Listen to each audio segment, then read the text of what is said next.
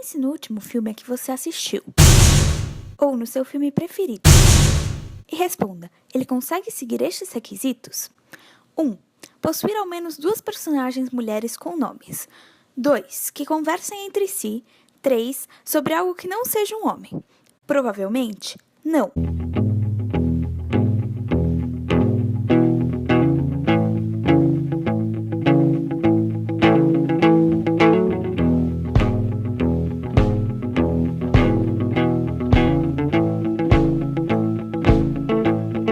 A desigualdade de gênero é uma realidade em nosso mundo. As sociedades muitas vezes são voltadas para a figura do homem.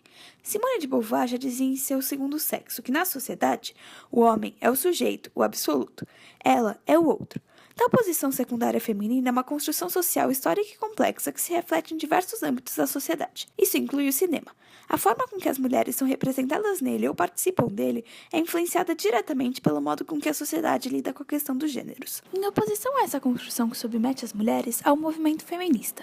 Desde o movimento sufragista, em que as mulheres lutavam por votos no início do século XX, passando por todo o século passado e até os dias atuais, as mulheres lutam por seus direitos e por emancipação.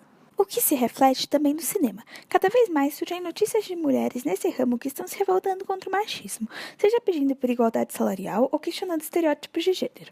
Ainda assim, a indústria apresenta muitas vezes uma postura sexista, tanto na representação que ela faz das mulheres em seus filmes, quanto nas poucas oportunidades que oferece para elas entrarem no ramo. As 3 perguntas feitas no início do vídeo compõem o chamado teste de Bechdel, ferramenta conhecida no mundo do audiovisual para medir a participação feminina em filmes, seriados, etc. O teste se popularizou a partir das tirinhas da cartunista Alison Bechdel e levou as pessoas a refletirem sobre representatividade, no cinema especialmente. Esse teste não mede a qualidade dos filmes, nem mostra de que forma as mulheres foram representadas neles, mas busca medir, de maneira razoavelmente objetiva, a participação feminina nos filmes. Embora as perguntas pareçam bastante simples, dos longas indicados ao prêmio de melhor filme da Academia do ano de 2016, metade não passa no teste, incluindo o vencedor Spotlight. E mais, filmes aclamados pela crítica e pelo público, como Batman, O Cavaleiro das Trevas, Um Sonho de Liberdade, Clube da Luta ou até mesmo Up, Altas Aventuras, também não passam.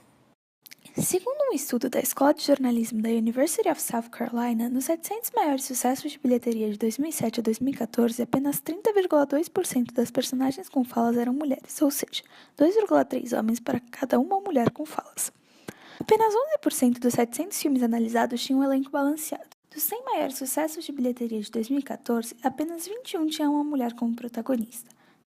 Dessas mulheres, apenas 3 eram de minorias étnicas e nenhuma tinha mais de 45 anos ou era LGBT+. Nesse mesmo ano, 28% das personagens femininas apareceram em roupas sexualizadas, 26,4% delas tiveram cenas de nudez e 12,6% foram referidas diretamente como atraentes por outros personagens. A justificativa dada pelas produtoras para tão baixa participação feminina nos filmes é econômica. Segundo elas, filmes com elencos balanceados ou predominantemente femininos são menos lucrativos, pois o público masculino se interessaria por filmes estrelados por homens e as mulheres seriam um público menos assíduo, que só iria ao cinema para acompanhar seus cônjuges e familiares. Mas isso se mostra apenas um tabu. Não há dados que provem que mulheres vão menos ao cinema ou por quais motivos elas resolvem ir. Aliás, já foi apontado pela Business Week e pelo Wall Street Journal que as mulheres são uma audiência rentável. Além disso, filmes com elenco predominantemente feminino, como a comédia Missão Madrinha de Casamento, com 6 mulheres de personagens principais, estão aí para mostrar que é possível ganhar dinheiro e retratar mulheres. O filme teve de arrecadação nos Estados Unidos 169 milhões, mais do que Missão Impossível 3, que arrecadou nos Estados Unidos 134 milhões. Já no mundo todo, a comédia teve 288 milhões de dólares de bilheteria, maior do que de Lanterna Verde, da DC, com 220 milhões de bilheteria mundial. Vale dizer que ambos os filmes superados não passam no teste de Bechdel. Outro problema que pode ser apontado é a forma com que as mulheres são representadas nos filmes. Há nas telas uma falta de diversidade, tanto física quanto de destino na narrativa. As mulheres nos filmes correspondem a um ideal socialmente construído. São jovens, brancas, heterossexuais e dentro do padrão de beleza. Segundo Anne Kaplan, estudiosa da teoria feminista do cinema, o modo pelo qual a mulher é imaginada nos dramas convencionais de Hollywood emerge do inconsciente patriarcal masculino. São medos e fantasias do homem sobre a mulher que achamos nos filmes, não perspectivas e inquietações femininas. Isso faz com que as personagens cinematográficas repitam determinados tropes. Um trope seria uma característica facilmente reconhecível em uma personagem ou grupo que veicula uma informação para a audiência. Originalmente, um trope não seria nem bom nem ruim, mas uma ferramenta utilizada para contar uma história. Quando esses tropes são repetidos frequentemente, no entanto, eles se tornam estereótipos, muitas vezes vazios ou ofensivos. Um exemplo é a chamada Manic Pixie Dream Girl. Ela não tem família, uma história pessoal ou conflitos externos ao relacionamento amoroso. Apenas aparece para dar profundidade à narrativa de um personagem homem, introduzindo-o aos mistérios e aventuras da vida. Outro trope famoso é o da mulher workaholic que não consegue conciliar a família e o trabalho, embora na vida real muitas mulheres o façam. São muitos outros. A transformação estética que melhora a vida da personagem, a mulher que usa sua sexualidade para dominar os homens, a mãe ou esposa que não possui qualquer outra característica, ou ainda personagens que não têm outra função a não ser a de par romântico por poucos segundos, como as Bond Girls. O ponto é, essas personagens muitas vezes são construídas de maneira pouco profunda e estereotipada e dificilmente têm uma história própria, desejos próprios, algo além de sua relação com o homem do filme. E quase sempre, elas ou não saem do ou retornam ao status quo, ou seja, sua condição secundária. Por fim, outra questão relativa a essa representação é que muitas vezes as mulheres cumprem o papel do que em inglês é chamado de eye candy, apenas atrair o público masculino. Segundo o artigo A Imagem, Representação da Mulher do Cinema, da Universidade de Caxias do Sul, a posição das mulheres nos enredos dos filmes hollywoodianos sempre foi a de outro, nunca de sujeito da narrativa, e que sempre foram tratadas como objeto do voyeurismo masculino. Tomemos como exemplo a atriz australiana Margot Robbie. Não discutiremos aqui o talento dela, mas sim a maneira com que ela é retratada nos filmes. Margot, uma mulher vista como bonita e atraente, aparece como eye candy em todos os filmes que faz. Do Lobo de Wall Street, em que ela aparece em roupas sensuais até mesmo quando briga com o marido, ao seu mais recente filme Esquadrão Suicida, passando por participações curtas como em A Grande Aposta e até mesmo no filme Questão de Tempo. Margot não age como uma mulher comum em nenhum desses filmes. As personagens que faz têm pouca profundidade emocional, e esse padrão se repetir em todos esses filmes apenas mostra como Hollywood às vezes utiliza as atrizes apenas para agradar ao público masculino. Mas por que Hollywood dificilmente faz filmes que representem adequadamente as mulheres, mesmo após anos de luta feminista e emancipação feminina? Não há uma resposta única, mas se pode apontar que, embora muito se tenha avançado, o mundo não atingiu a equidade de gênero e que isso se mostra no cinema.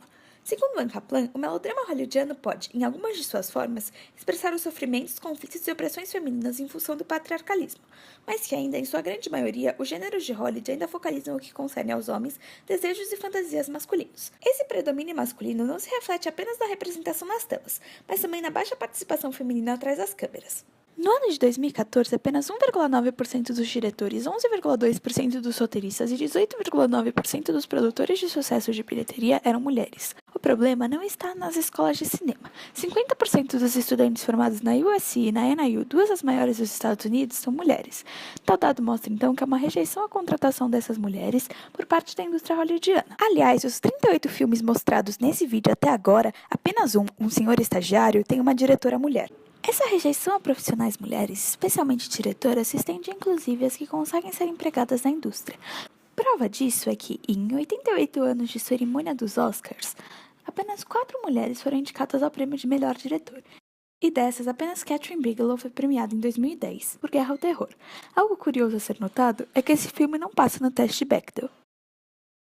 Outro caso notável em relação a diretoras mulheres no Oscar diz respeito a Ava DuVernay. Diretora do filme Selma, indicada a melhor filme em 2014, era esperada para ser a única mulher negra na história indicada à categoria.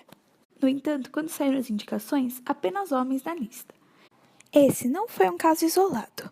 Lone Scherfig, Lisa Cholodenko, Deborah Granick e até mesmo a própria Kathryn Bigelow, além de muitas outras, passaram pela mesma situação, de ter o filme indicado, mas elas não. Portanto, temos em Hollywood um sistema que dá o destaque para os homens, tanto como personagens, quanto atrás das câmeras. Nenhum destino biológico, psíquico ou econômico define a forma que a fêmea humana assume no seio da sociedade, já diria Simone de Beauvoir em sua frase mais famosa. Não é natural nem justificável que as mulheres assumam o papel de ou outro, seja nos filmes, seja na sociedade. Resta então uma reflexão acerca de como, por sua vez, esse cenário influencia o público. É possível esperar mulheres que assumam algum destaque na sociedade sem que meninas tenham personagens fortes em que se espelhar? O cinema ignorar mulheres de minorias étnicas, LGBT+, gordas, idosas ou de meia-idade e muitas outras reflete no modo como a sociedade as enxerga? A sétima arte pode ser um espaço de debate e luta contra a opressão feminina? Ou Hollywood vai continuar perpetuando uma posição secundária em relação às mulheres? E até quando?